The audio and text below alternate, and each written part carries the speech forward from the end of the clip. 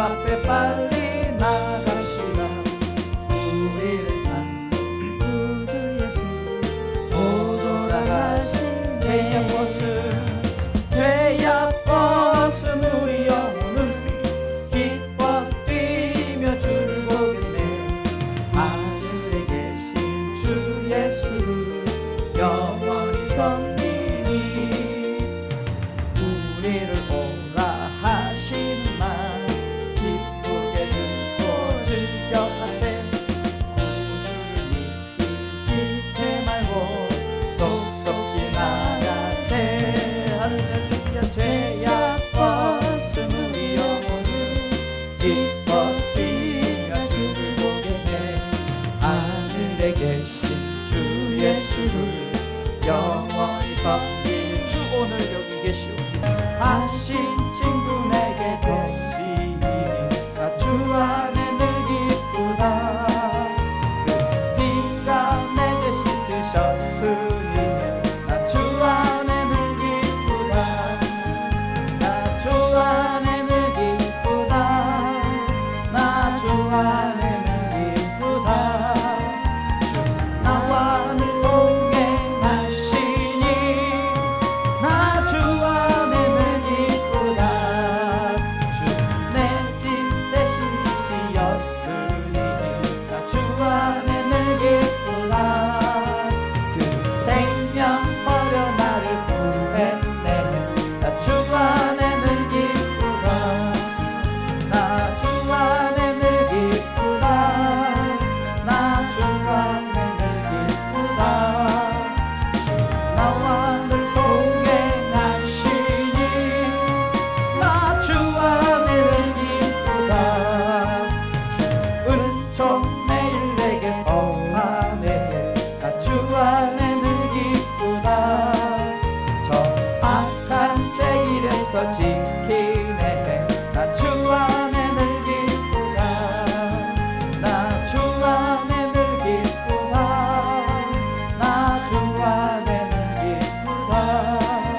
주 나와 늘 동행하시니 나 주 안에 늘 기쁘네. 주 내 짐 대신 지시였으니 나 주 안에 늘 기쁘다. 그 생명 버려 나를 구했네. 나 주 안에 늘 기쁘다. 나 주 안에 늘 기쁘다. 나 주 안에 늘 기쁘다. 주 나와 늘 동행하시니 나 주 안에 늘 기쁘다. 주 은총 매일 내게 더하네. 나 주 안에 늘 기쁘다. 저 악한 죄일에서 지키네. 나 주 안에 늘 기쁘다. 나 주 안에 늘 기쁘다. 할렐루야. 나 주 안에 늘 기쁘다. 나와 늘 동행하시니 나 주 안에 늘 기쁘다. 주 은총 매일 내게 더하네. 나 주 안에 늘 기쁘다. 저 악한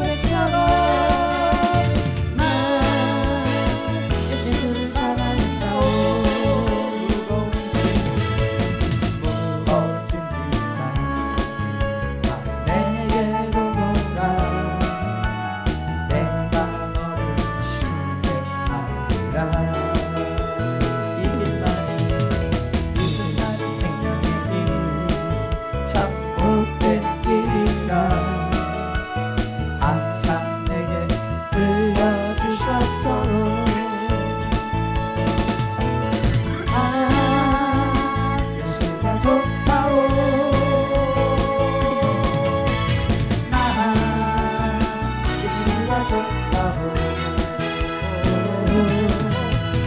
사랑한다고 베드로 고백처럼 난 예수를 사랑한다고 형제자매여 자꾸 행복을 찾거든 예수님을 만나보세요 그로 인하여 참 평안을 얻으며 나와 같이 고백할 거요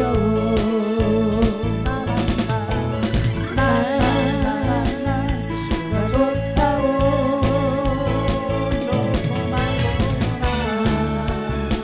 예수가 좋다고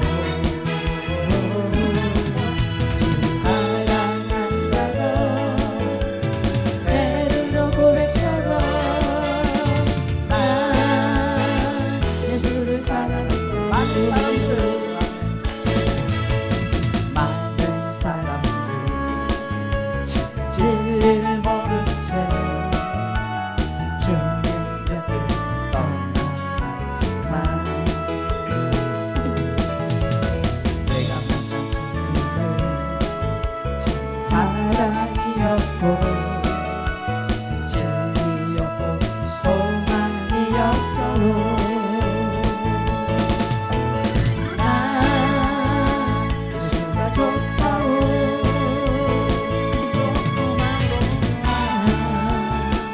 예수가 좋다고 주를 사랑한다고 베드로 고백처럼 난 예수를 사랑한다고 무거워진 짐자 내게로 오라 내가 너를 쉽게 만나 이제 나를 생각하니 참 못된 일이라 항상 내게 들려주셨어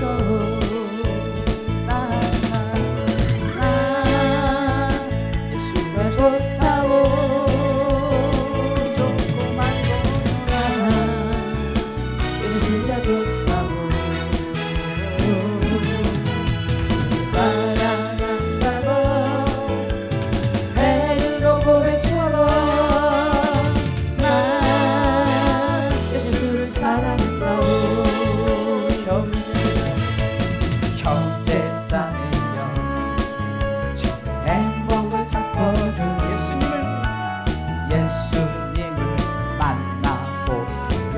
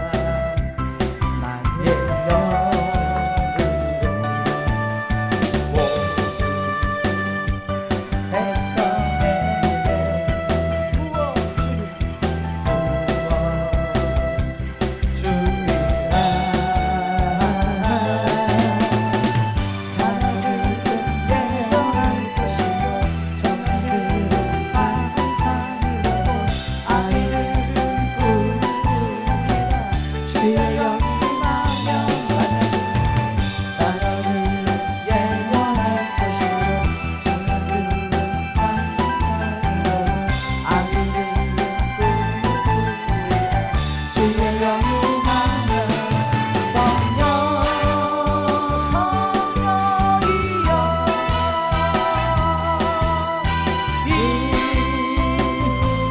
임하소서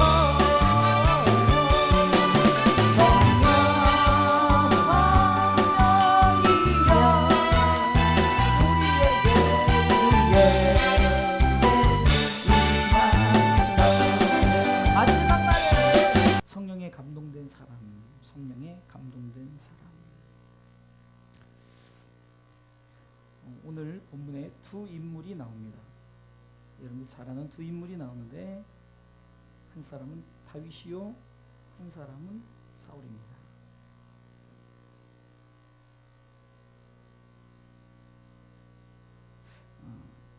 하나님께서 처음부터 사울을 성령이 감동되지 않았던 게 그렇게 하지 않았다는 거예요.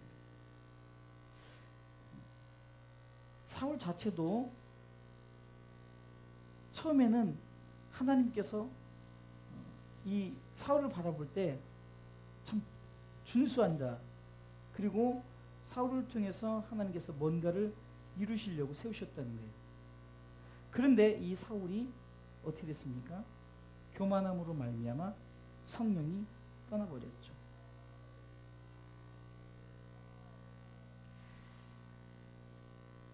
이스라엘 백성들이 사울의 왕을 달라 했을 때 하나님께서 고민하다가 첫 번째 왕을 하나님께서 선택을 했는데 그가 바로 사울이죠. 그런데 이 사울이 왕이 되고 난 후에 그가 어떻게 됩니까? 교만에 빠져버렸어요. 그래서 뭐든지 자기 중심대로, 자기 생각대로, 자기 마음대로 했다는 거죠. 사무엘상 10장 10절에도 보니까 사울이 처음부터 성령에 감동받지 못한 자가 아니라 처음에는 하나님의 신이 그에게 임했다는 거예요. 10절 말씀해 보니까 사무엘상 10장 10절에 보니까 그들이 산에 이를 때 선지자의 무리가 그를 영접하고 하나님의 신이 사울에게 크게 임함으로 그가 그들 중에서 예언을 했다고 말합니다. 그러던 그가 왜 그렇게 성령을 떠난 자, 곧 악신이 임한 자가 됐을까요? 다윗은 성령이 감동된 사람이었고 사울은 성령이 떠난 사람이에요. 사도행전 13장 22절에는 패하시고 하면서 다윗을 하나님께서 이제 내 마음에 합한 사람으로 세우십니다.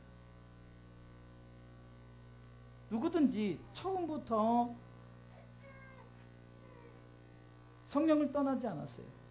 처음에는 성령께서 감동을 주셨죠. 그러나 저들이 어떻게 됐습니까? 저들 스스로가 교만해지고 저들 스스로가 뭐든지 자기 생각, 자기 뜻대로. 그래서 오늘은 성령에 감동된 사람은 어떠한가? 하나님께서 각기 은사를 주십니다.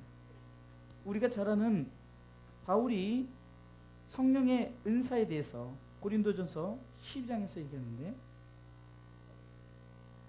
8절부터 지혜의 말씀을, 지식의 말씀을, 믿음을, 또 병고치는 은사를, 능력 행함을, 예언함을, 영들 분별함을, 각종 방언 말함을, 방언들 통역함을, 이렇게 성령의 9가지 은사를 주셔요.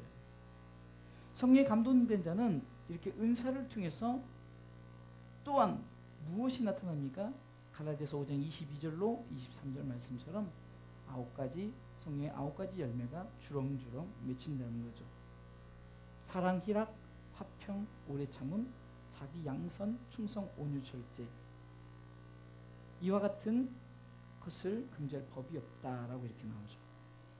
이 말은 뭡니까? 오늘 본문에 이렇게 나와 있죠. 사무엘이 기름불을 취하여 그 형제 중에 그에게 부었다는 거예요. 이 말은 이 기름불은 바로 하나님께서 왕에게 부으라는, 어쩌면은 영적으로 보면은 하나님이 위에서 주시는 그 성령의 어떤 임재를 말하는 거예요. 성령이 똑같이 임하는데 그 임함을 통해서 다윗이 여호와의 신에 크게 감동되는 역사. 반면에 그런 순간에 14절에 여호와의 신이 사울에게서 떠났다. 그리고 여호와의 부리신 악신이 그를 번뇌케 했다라고 나오죠. 성령에 감동된 사람은 은사뿐만 아니라 열매도 맺고, 그리고 무엇을 하든지 하나님의 뜻대로, 그리고 하나님을 경외하면서 무엇을 하든지 강하고 담대함으로 그는 삶을 살아갑니다. 그래서 사무엘상 17장에 보면 여러분들 잘 아는 다윗과 골리앗의 싸움에서 이 다윗이 성령에 감동된 자가 어떻게 나옵니까? 하나님을 향해 정말 그가 어떤 것에도 흔들리지 않는, 오직 하나님만 바라보는 그런 믿음을 갖고 나가지 않습니까? 또한 성령에 감동된 사람은 이렇게 합니다. 왕의 기름 부음이 있다는 거예요. 왕의 기름 부음. 베드로전서 2장 9절 말씀에 오직 너희는 택하신 족속의 왕같은 제사장이며 거룩한 나라여 그의 소유된 백성이다라고 말하죠. 우리는 왕의 기름 부음의 역사가 있다는 거예요. 지금 사도행전 13장 22절에서 패하시고 이제 하나님께서 사울을 패하고 다윗을 왕으로 세우리라. 그래서 하나님께서 이새의 집에 가봐라. 내가 준비한 그 두 번째 왕이 있다고 합니다. 하나님께서는 이 왕의 기름 부음의 역사를 성령의 감동된 자를 통해서 하나님께서 역사하십니다. 또한 성령의 감동된 자는 모든 중심이 하나님 중심이에요. 하나님 중심. 다윗은 다윗의 시편을 통해서 볼 수 있고 다윗의 삶 속에서 하나님 중심. 그가 범죄했을 때도 뭐라고 말합니까? 시편 50편에 보니까 주의 성령을 거두지 말라고 말합니다. 성령이 떠나면 나는 아무것도 아닌 존재이기 때문에 그는 강력하게 자신의 죄를 통해서 하나님 앞에 회개하는 그 첫 번째 요소 중에 하나가 내가 성령에 항상 충만한 자가 되기 위해서. 이렇게 성령이 감동된 사람은 중심 자체도 하나님 중심입니다.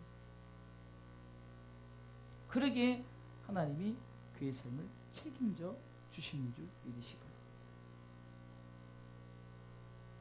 반면에 사울의 삶을 통해서 성령이 떠난 자, 여러분들 성령이 떠난 자는 요즘으로 말하면 기독교인인데 성령이 없는 기독교인.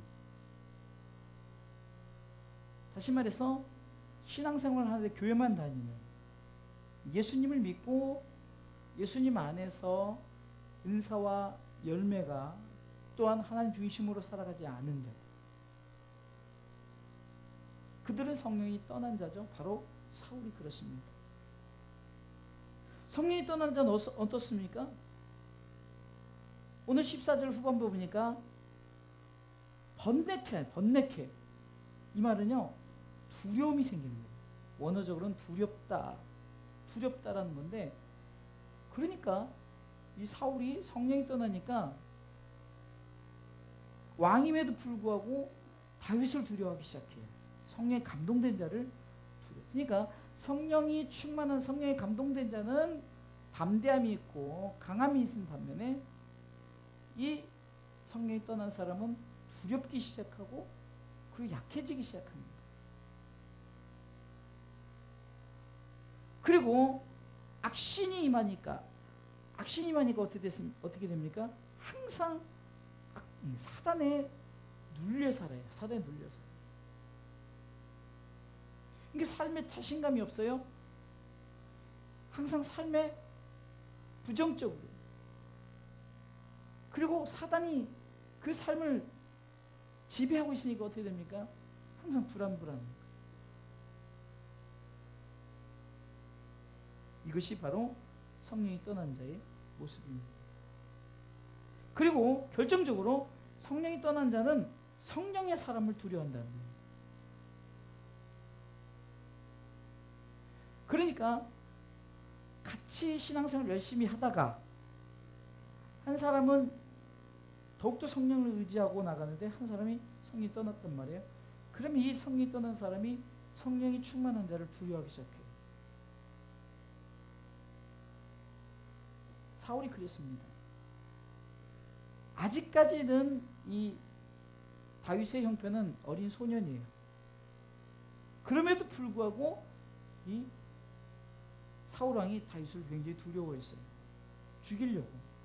정략적으로 자기 딸 미가를 주면서 결혼까지 그 사위로 삼기도 했지만 그러면서도 항상 죽이려고. 왜 그랬습니까? 두려워하니까. 누구를? 성령이 감동된 자를 두려워하니까. 또한 중심이 개인 중심이에요. 세상 중심이요. 아까 성령이 감동된 자는 중심 자체가 하나님 중심이고 하나님의 뜻대로 살고 하나님의 말씀이 원하는 대로. 다윗은 싸움을 싸우러 나갈 때도 내가 저들과 싸우리까라고 항상 묻고 나갑니다. 그리고 싸워라. 심지어는 매복하라. 자세히 하나님께서 다윗에게 말씀하십니다. 그런데 성령이 떠난 사람은 묻지도 않아요. 길갈 전투에서 승리하자 어떻게 됩니까? 스스로 교만해서 길갈에 기념비를 세우죠.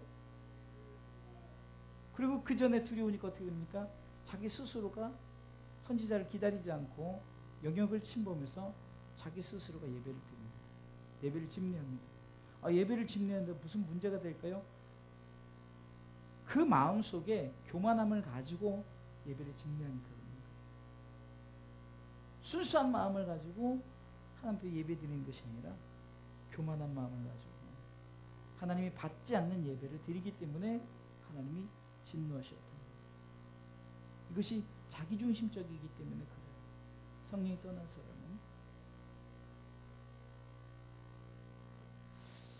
그럼 마지막으로 세 번째, 성령이 떠난 사람, 이 사람을 회복할 수 있는 방법이 있어요. 그것은 성령에 감동된 사람만이 그를 회복시킬 수 있습니다. 23절, 하나님의 부리신 악신이 사울에게 일었어요. 14절에 그렇게 나왔고 23절에 그렇게 나오죠. 그런데 다윗이 수금을 취하자. 자, 여기서 수금을 취했더니 성령의 사람이 하나님께 영광 올려드리는 그 예배 가운데, 그 찬양 가운데 그 영적인 것이 다시금 그 성령이 떠난 자들을 회복시킵니다. 사울이 상쾌하게 낫고 악신은 그에게서 떠나더라.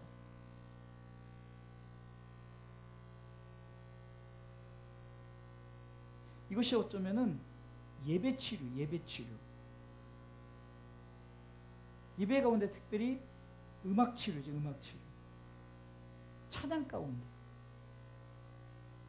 어제도 목회 세미나 이제 참석을 하면서 이제 점심 식사를 이렇게 하는데 이제 찬양에 대한 얘기가 이렇게 나와서 이제 이런 얘기를 서로 나눴어요. 제가 이제 찬양 사역을 많이 하잖아요. 그 전에 많이 했었는데 그때 어디 가서 찬양을 인도하거나 하면요, 찬양의 개념이 예배 개념이 아니라 흔히 그들이 입에서 말해버리는 준비 찬양이라고 그러죠.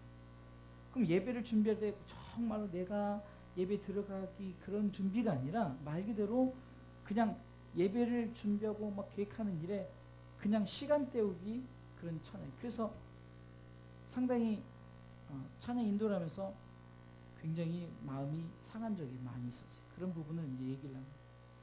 근데 그 강사 목사님, 최석봉 목사님은 좀 시간이 지나더라도 찬양이 부족하면 찬양을 또 드리고 정말로 찬양을 강단에 올라오시면 찬양을 드리는 그 모습이 어떻습니까? 근데 제가 주로 목사님들이 뒤에서 있으면 찬양하지도 않아요. 누가 몇 명 왔나 그런 거나 쳐다보고 있고, 설교 준비를 왜 강단에서 해요? 강단에서 찬양 시간에 성경책을 보고 있고, 찬양의 기름 부음이 결국은 어떤 설교의 영향력도 주고 강력한 역사를 주고, 찬양의 기름 부음을 통해서 우리의 어떤 모든 것이 찬양 가운데 치료되는 역. 그래서요, 외국에는, 중국도 그러지만 찬양 굉장히 많이 합니다. 찬양을 보통 1시간씩 해요. 처음에 중국 갔는데요, 악기는 있는데 울리지도 않아요. 뭐 완전 진짜 막 개판이에요. 막 따로 국밥이에요. 근데 하나도 안 맞는데도 어떤 교회 갔더니 피아노도 하나도 안 맞고 드럼도 하나 아무것도 안 맞아요. 그런데도 1시간 내내 찬양을 하는 거예요. 1시간 내내. 그거를 이제 저희가 3년 동안 이렇게 그 가르치면서 이제 완전히 이제 교회마다 예배팀이 제대로 세워졌죠.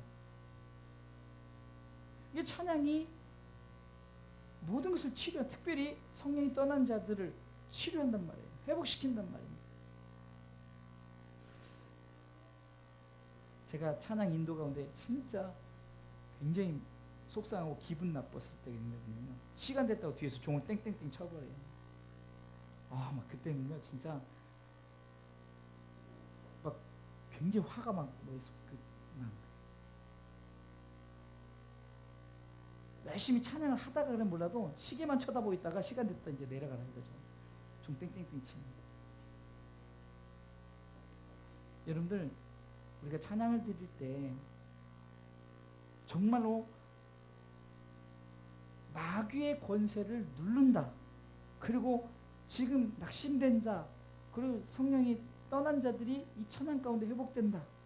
그리고 여러분들이 찬양을 드릴 때 누구든 다윗의 찬양을 드리란 말이죠. 다윗의 찬양은 다윗 한 사람의 찬양, 그것을 말하는 것이 아니라 성령의 감동된 자의 찬양이란 말이에요. 우리가 그런 찬양을 드리면은, 저는요, 여러분들 제가 찬양 드릴 때 보세요.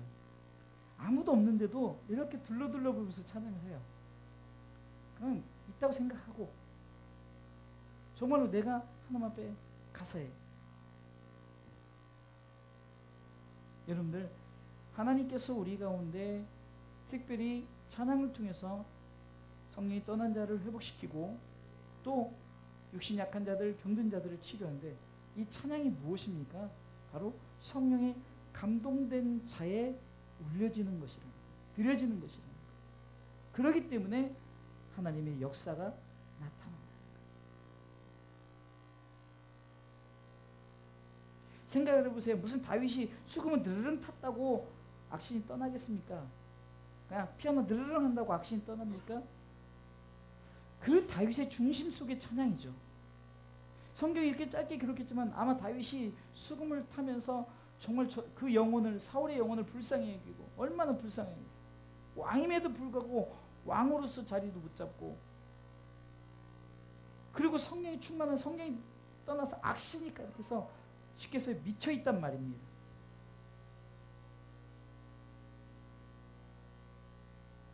컴플렉스, 사울 컴플렉스가 있어가지고 이 컴플렉스 때문에 그냥 번뇌, 두렵고 막 사람들이 나를 죽이려고 그런 어떤 정신적인 그런 악한 것에 눌려서 쉬어있는 그 영혼을 불쌍히 여기 하나님 앞에 그런 마음을 가지고 수금을 타지 않았을까요? 부르릉 하면서 그냥 내 실력을 뽐내야지 막 해서 했을 게 아니란 말입니다. 베드로전서 2장 2절에 보면은요, 참 이 갓난아이의 찬양, 하나님께서 그것을 통해 영광을, 가끔 이렇게 기쁨이가 이렇게 하면 제가 찬양하다가도 이게 미소가 띄어져요. 어쩌면 여러분들이 아멘 아멘 하도 안 하니까 기쁨이가 저렇게 아멘 하는 거예요. 하도 여러분들 설교 때 아멘도 안 하니까 우리 기쁨이 여기서 아멘을 오늘 이제 뒤로 가는 앞에서 아멘을 얼마나 잘하냐. 그 제가 지난 수요일날은 정말 그 모습이 너무 웃어가지고 참 웃었어요. 내가 웃으니 하나님이 얼마나 더 기쁘겠냐고요. 그러니까 어린아이를 통해서 어쩌면 여러분들 죄송합니다. 제가 우리 기쁨이나 어떤 사무이가 뒤에서 가끔 뭐 이전에 뭐 이렇게 따라오고 막 그러잖아요. 그러면 굉장히 마음이 좀 제가 좀 위로가 돼요. 물론 여러분들이 찬양하지만 그러나 아이들이 이렇게 찬양하면은 더 좀 새롭고 더 은혜스럽다 할까요? 하나님은 찬양할 때 우리가 무슨 의무적으로 이 찬양을 할 때 누구를 치료하겠다 이런 게 아니라 정말 저들을 불쌍히 여기는 마음으로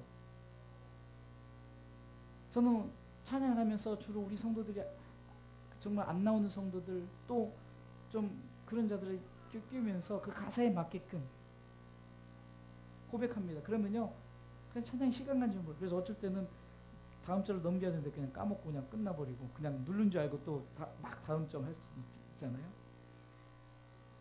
이게 왜 그럴까요? 이 찬양은 그냥 찬양이 아니라 성령에 감동된 자의 찬양이라는 거예요. 그래서 중요합니다.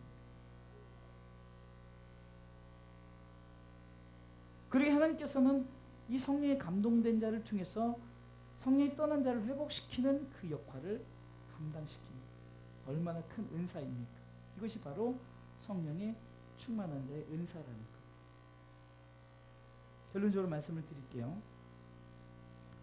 우리의 삶 속에 항상 우리가 성령이 충만할 수는 없습니다. 그런데 성령이 충만할 수 있는 방법이 있습니다. 그것은 항상 자기 자신의 그 성령이 들어올 자리를 만들어 놓는 거예요. 그건 뭐냐니까 나를 비우는 거죠. 나를 좀 내려놓는 거예요. 성령이 내 안에 내주할 수 있도록 자리를 좀 비워드리는 거죠.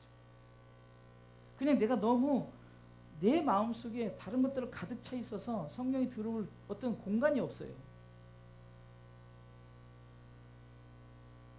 온통 우리 속에 세상적인 것만 생각한다면 어떻게 되겠습니까? 성령이 내주할 공간이 없는 거예요. 그러니까 세상을 바라볼 때는 자꾸 두렵고 불안한 거예요.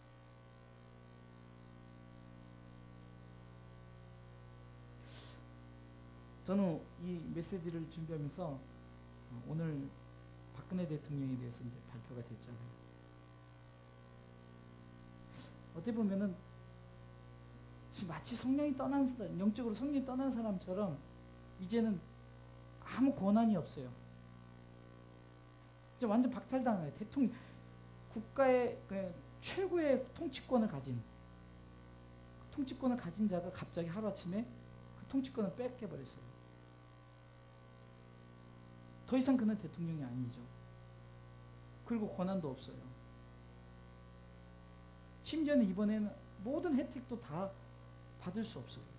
그래도 대통령 임기 끝나면은 여러 가지 혜택을 주잖아요. 참 안타까워요. 뭔가에 눌려있다. 뭔가에 지금 악한 것에 끌려간다. 저는 이렇게 생각합니다. 온전한 어떤 정신을 갖고 하는 것이 아니라 무언가가 막 홀린 이게 약한 영이란 말이죠. 정상적인 영인 거죠. 근데 아이러니하게도 그런 배경들이 목사 배경이요, 기독교 배경이죠. 이번에 집회도 한쪽은 촛불 집회, 한쪽은 태극기 집회인데 이 태극기 집회 중에서 자꾸 어떤 일이 나도 막 몽둥이 들고 참여하고 그리고 뭐 자꾸 분란을 일으키고 오히려 촛불 집회는 평화 집회를 하고 있는데 그리고 너무 교계에서 너무 막 심하게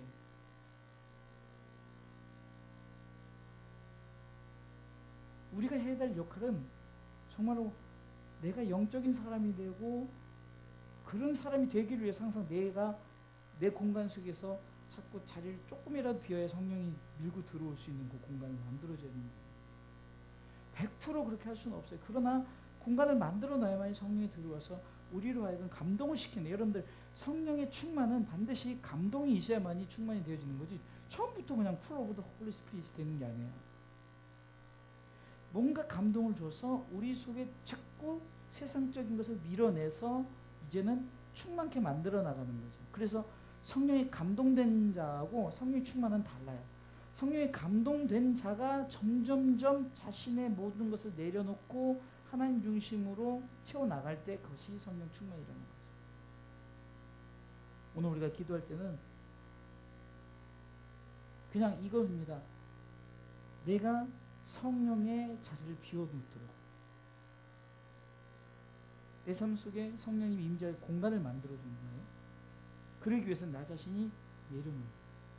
사울이 그랬더라면 아마 사울이 회복됐을 거고, 오늘 본문에 사울이 회복됐음에도 불구하고 그가 왜 또 번뇌했을, 그것은 성령의 감동이 계속 있어야 되는데 성령의 감동을 받지 못하고, 그러다 보니까 또 성령이 채우는 것이 아니라 세상의 어떤 자기중심 이런 것들이 채워지니까 결국은 성령이 들어갈 공간이 없는 거예요. 오늘 우리는 이 한 가지만 놓고 기도합니다. 내 삶에 성령이 감동된 사람이 되기 위해서 여러분들이 성령의 공간을 만들어 놓는, 이것이 바로 성령님 임재해달라고, 공간을 만들어 놓고 임재를 해달라고 그러지 공간도 없어요. 그냥 형식적으로 앉아서 그냥 찬양해요, 기도해요. 그 공간이 없는 거예요. 그러니까 정말 중심을 가지고 내가 성령님 이 공간이 준비됐습니다. 들어오세요. 그래서 나를 충만케 하옵소서라고 기도하면은 성령이 우리 가운데 들어오셔서 우리를 점점 우리 속에 있는 더러운 것을 쫓아내고 이제는 성령으로 그러다 보면 자동적으로 나오는 게 뭐죠? 찬양이 나오죠. 그 전에 부른 찬양과 다르죠. 이것이 새 노래, 뉴송이 됩니다. 그 전에 부르는 노래가 아니에요. 똑같은 노래인데 이제는 성령이 충만한, 그래서 이 찬양 가운데 회복되지, 다시금 우리를 통해서 계속적으로 성령의 감동된 자를 만들어낼 수 있는, 유유상종이라는 말이 있죠. 끼리끼리 노는 거예요. 우리 속에 성령이 충만한, 계속해서 성령이 충만한 얘기가 되지만, 그러나 이 속에서 이간질하고 시기하고 질투한 얘기하면요 그런 얘기들만 가르치죠. 그래서 오늘 우리가 함께 기도할 때 우리 주사람교회 이렇게 되기 위해서 우리 함께 기도하며 나가시길 간절히 축원합니다.